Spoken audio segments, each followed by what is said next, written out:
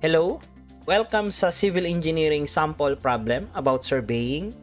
So tara at basahin na natin ang ating sample problem for today. So two tangents of a spiral curve forms an angle of intersection of 25 degrees at station 2 plus 058. Design speed is 80 km per hour for a radius of central curve of 300 meters and a length of spiral of 52.10 meters.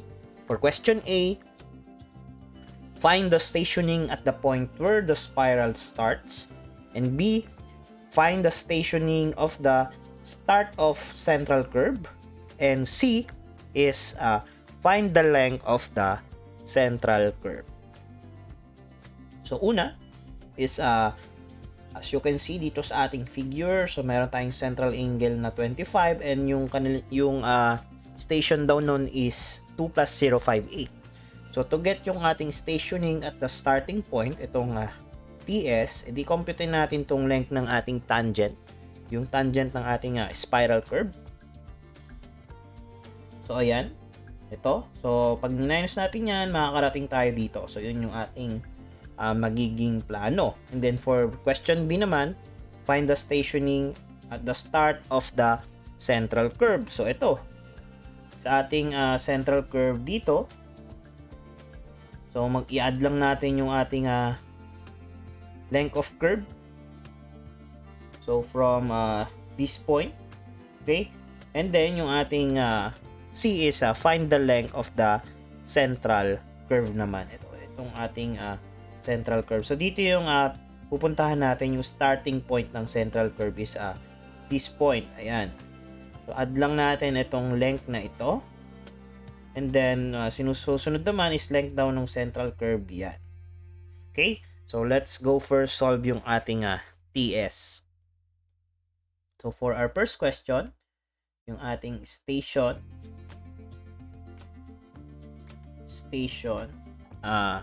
at the point where the spiral starts. Ayan. Okay. So yan yung ating solve na una. So yung ating formula na gagamitin, remember this formula from spiral curve, yung ating T sub S equals yung ating LC over 2 plus yung ating quantity ng ating RC plus yung ating LC squared over 24 RC, yung ating throw.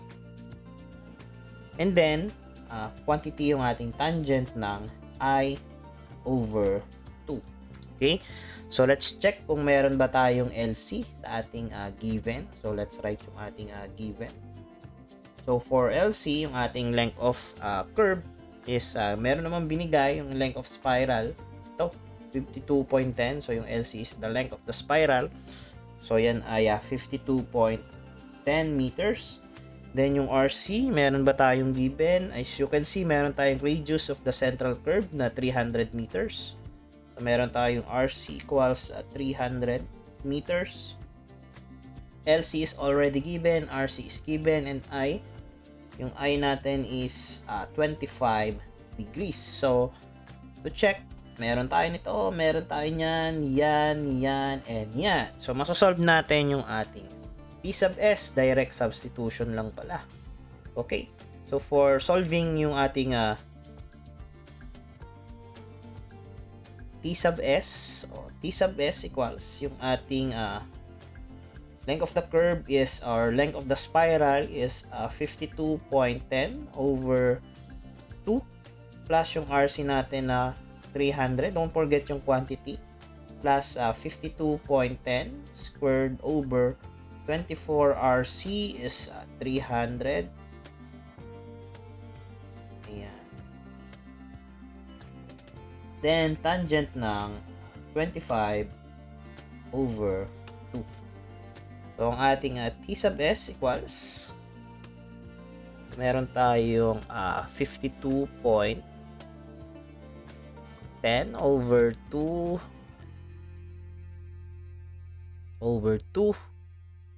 plus ating quantity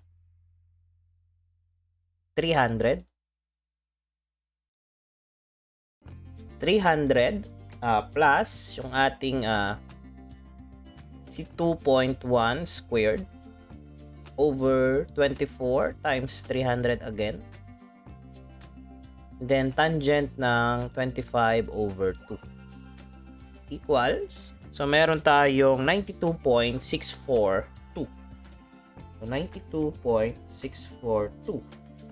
So, yan na ba yung sagot? So, hindi pa. Kasi ang tinatanong is the station. So, the station is from yung ating 2 plus 0, 5, 8. Then, minus. Kasi, manggagaling tayo from this point sa ating point of intersection. Pupunta tayo dito sa starting. So, meron tayong 92.642. So, store natin to sa A para mga exact value yung ating makukuha. So, therefore, yung ating station ay, store natin to sa A. And then, yung station 2058 minus yung ating A. So, meron tayo yung station na 1 plus 965. 0.358. And this will be our final answer. Yan. Okay. So that's all for question A. And then for question B naman, so sabi, the stationing naman from the start to the start of the central curve. So dito, edi plus lang natin to. Okay? So, yung ating station at the start of SC. So, meron tayong station natin at TS. So, lagay natin dito TS. Yan, TS. Okay? So, yung ating ipa-plus ay yung length of curve or length of spiral natin. Okay? So, meron tayong length of spiral na 52.10. Ayan, as you can see. Ayan. So, 52.10. So, meron tayong 1 plus 958.358 plus 52.10. Therefore, meron tayo. So, ito, saktong-sakto. So, calculate natin. I-plus na lang natin si 52.10. And then, meron tayong 2 plus 017.458. So, this will be our final answer. Ayan. And then, for question C naman, so, tinatanong naman yung ating length ng ating central curve. So, to get the length of central curve is kunin muna natin yung ating SC. Okay? Yung ating angle. Okay? Then after that is kailangan natin kasing makuha to yung IC natin, yung ating central angle ng spiral curve. So to get that is kunin natin yung SC and then using yung ating mga formula. Okay, so ang ating target is yung formula kasi ng ating IC equals yan sa 1 minus 2SC. Remember this formula? But wala pa tayong SC. So, missing pa tayo dyan. Pero makukuha natin yung SC using yung ating formula naman ng SC is LC over yung ating 24 or 2RC. And then yung twist niya is 180 over pi. Okay? So, pabaliktad. Okay? So, dito kasi is meron na tayong LC, meron na tayong RC. Okay? So, let's solve na. So, dito ko na lang. So, yung ating LC kanina is 52.10 over yung ating 2RC natin is 300. Okay? Multiplied by 180 over pi. Therefore, ang ating SCI 52.10 divided by 600 times 180 over pi. So, meron tayong 4.5 975 degrees. So, store natin to sa B. Let's store this sa B. Ayan. So, shift store B. Then, after that, is magamit na natin kasi meron na tayong SC. So, let's use this formula to get the central angle ng ating spiral. So, IC equals yung ating 1 minus 2 SC, which is 1 minus 2 tapos yung nakastore natin sa B.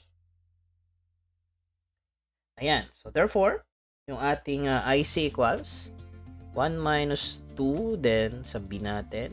So, meron tayong 1 is I pala to, no? Kamali tayo ng ayan. So, this is not 1. I pala yan. Okay, so ito ay yung ating angle kanina. Kaya pala medyo confusing. Ayan, yung 25. Okay. Anyway, so meron yan 25 and then 25. Okay? So, hindi yan 1 is yan ay I yung ating central angle nung simple curve natin. So, correction lang. Okay. So, continue tayo. So, meron tayong 25 minus 2V. So, meron tayong 15 degrees. 05 na. So, 15.05 degrees. Store din natin to sa C para exact yung ating maging sagot. Ayan.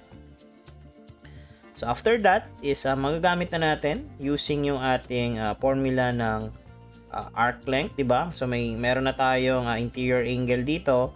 So, gamit na lang yung ating mga formula for arc length, radius, and the interior angle. So, meron tayong let's say yung ating S equals yung ating RC then theta. Diba? Then yung twist niya, diba? Dapat nakumultiply yan sa pi over 1t. So, therefore, meron tayong equal to, yung ating RC kanina is 300. Then, yung theta natin, interior angle niya is nasa C. So, meron tayo dyang C multiply by pi over 180 degrees. Meron tayong value na 300 C times pi over 180. Ayan. So, meron tayong 78.8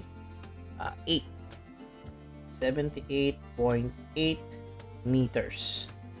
So, yan na ba? So, hindi ba station ang tinatanong? Yan. Hindi siya station. So, length of central curve lang. So, therefore, ito na yung ating final answer. So, yung ating S equals 78.8 meters. Ayan. So, let's recap lang yung ating mga naging sagot. So, for our first question, yung ating stationing at point where the spiral start is 1 plus 965.358. And for our next question, the station of the start of the central curve is 2 plus 0.17.458. Ayan. And then for our last question, the length of the central curve is 78.8 meters. And that would be all. And thank you for watching.